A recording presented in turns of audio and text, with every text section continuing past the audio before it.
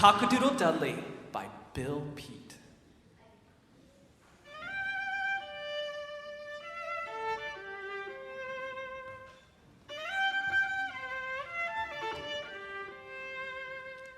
Dudley was always up before dawn, perched on a fence post, and ready to crow at the first glimpse of the sun.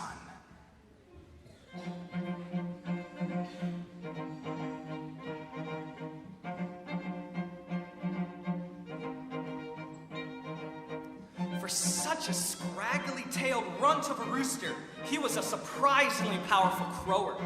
He could crow louder and longer than any rooster for miles around. His crowing was much more than a cock-a-doodle-doo. Dudley carried on with beautiful trills and tremolos that echoed for miles across the countryside.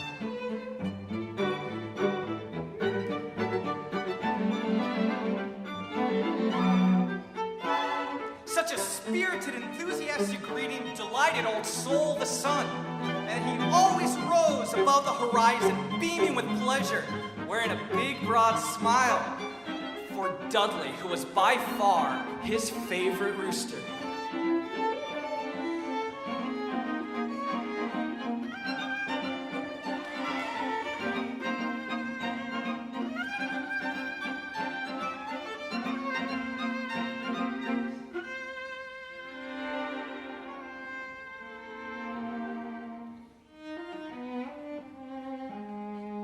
Dudley was also a great favorite with everyone in the barnyard. His neighbors believed his spectacular crowing was magic with miraculous power to make the sun rise. When he took his morning stroll, Dudley was showered with praise and gratitude for creating a new day.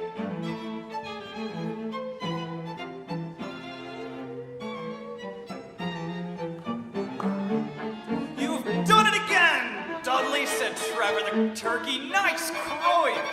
You're a wonder, said Ludwig the pig. A remarkable rooster, said Hector the plow horse.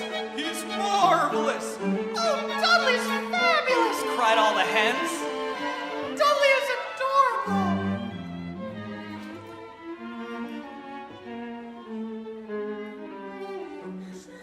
Rooster was a favorite with everyone but Gunther, bad-tempered old goose.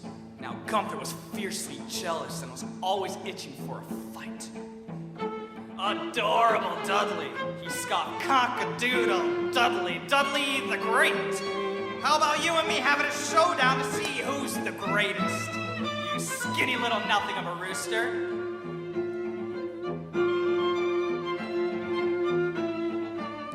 Dudley didn't dare match words with the brute of a goose. He always pretended not to hear, but went on his way to the vegetable garden and slipped through the picket fence where pot-bellied Gunther could not follow.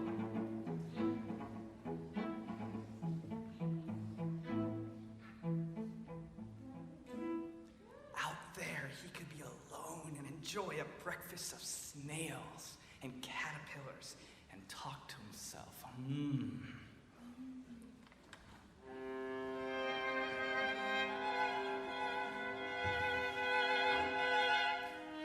I feel silly when I get all that praise for something I could never do, he said. How could they ever get the outlandish idea that my crowing is magic that makes the sun rise? Anyways, I'm going to set them straight. Maybe I'll tell the barn animals tomorrow.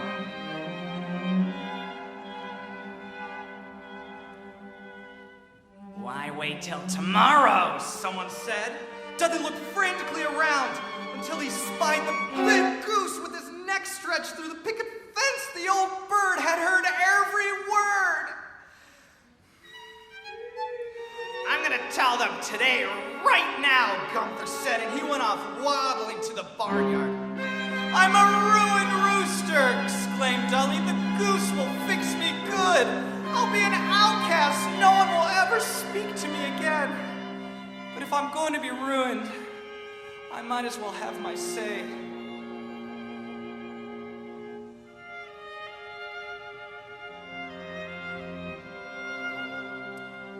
When Dudley reached the barnyard, Gunther was perched on a stack of hay bales, shouting to get attention. Hear this, everyone!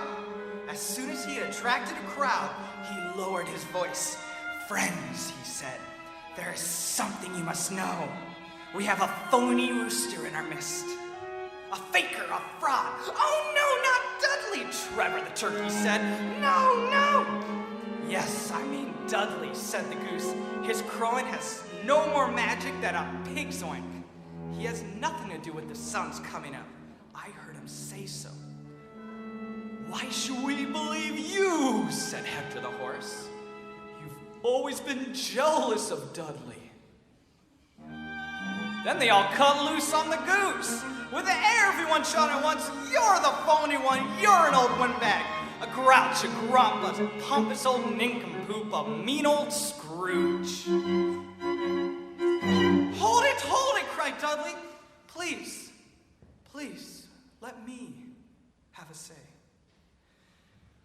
Quickly, Dudley hopped up beside Gunther to face his friends. The goose is right, he said. I'm sorry to tell you, I have no special magic. My crowing doesn't make the sun rise. Crowing is my way of greeting my old friend's soul, the sun. It's just my way of celebrating a new day, that's all. I'm just a plain, ordinary rooster.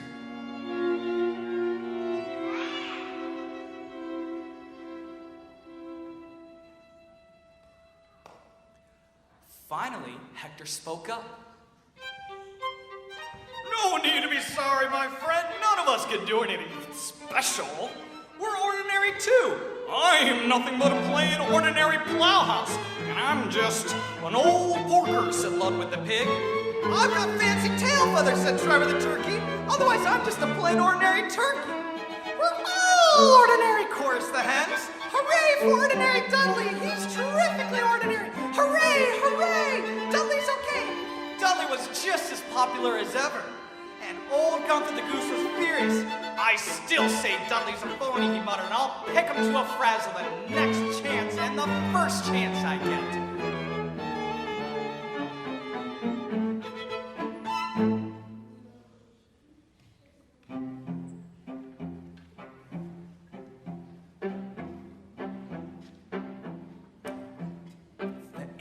Saw his chance one afternoon when he spied Dudley out in the meadow chasing dragonflies.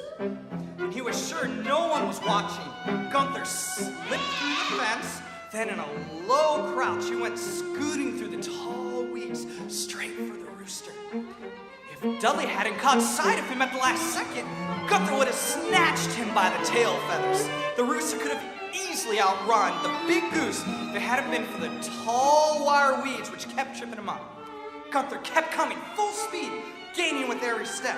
And just as he's about to catch Dudley, they suddenly came into a dark, spooky woods.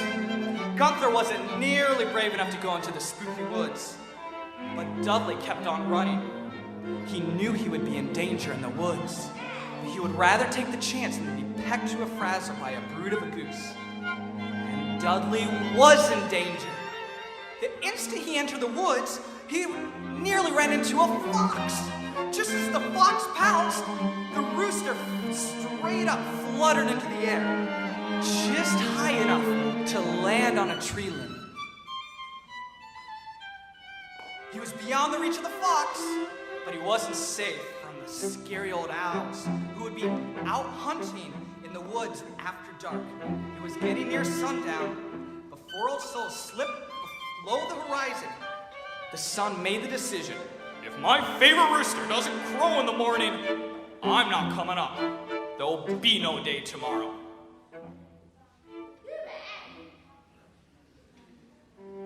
Sure enough, as soon as it grew dark, a great horned owl swooped silently through the trees, searching for anything that moved.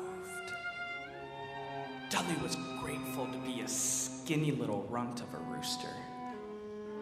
He scrunched himself flat against the tree trunk, wide-eyed, with fright, hoping to last through the night without being seen.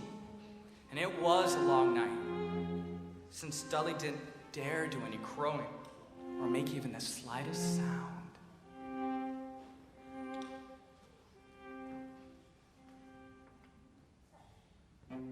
When the sun didn't show up at its usual time the next morning, the farm animals guessed something must be wrong. But they couldn't be sure until the farmer came out to his backyard and stared into the eastern sky. "Doggone," he muttered, "nearly 9 o'clock and the sun's not up. Something's gone haywire. Not even a rooster crow."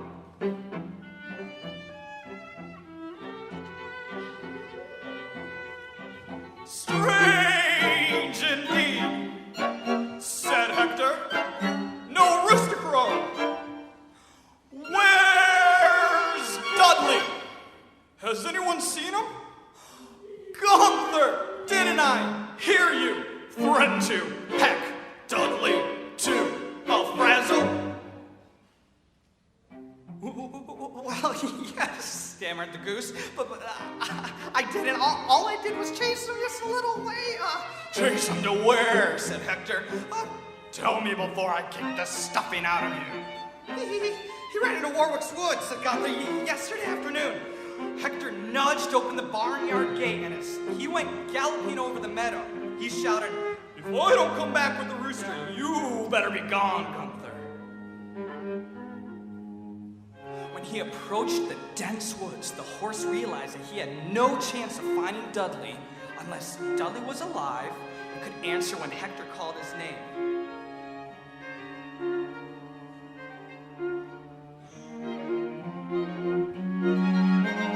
"Dudley, Dudley, Dudley!" The horse, as he went stumbling through the darkness, bumbling into trees and hopping over logs and stumps, he kept circling aimlessly around in the woods, calling and calling,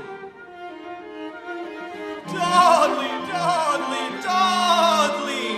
But the only replies were the echoes of his own voice. Dudley didn't dare answer him. A huge owl was perched on the limb just above him, and he couldn't do much more than breathe. His only hope was for Hector to come close enough to the tree so he could leap onto the horse's back. It was all a matter of luck, but luck was with Dudley that day. On that long, long night, Hector finally came stumbling through the darkness directly under the tree limb, and the rooster leaped in the dark. "Hector, it's me! Turn on the speed!" If the owl hadn't been so stupefied at the sight of the rooster riding horseback, he could have swooped down and snatched Dudley in a flash. As they crossed the meadow, Hector asked Dudley, "Do you realize anything strange about today?"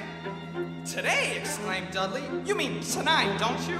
"No, no," said Hector. "It's after 9 in the morning, and the sun's not up. I'm taking you back to your favorite fence post so you can crow the sun up."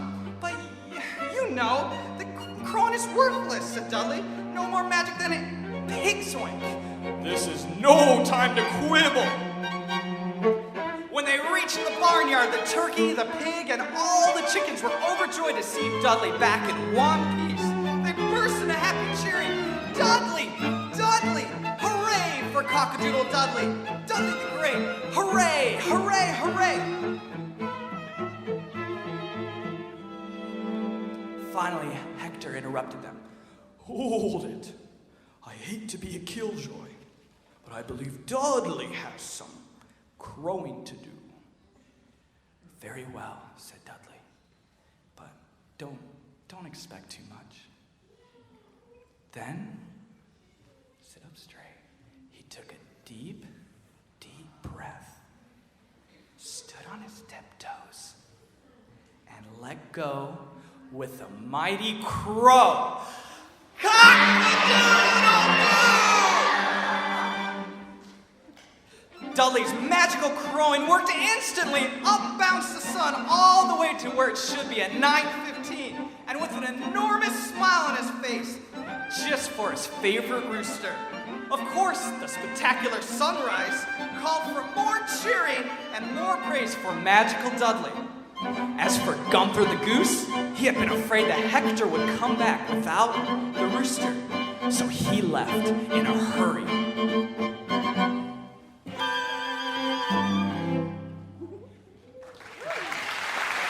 Thank you for listening to the story of Cock-A-Doodle Dudley by Bill Peet.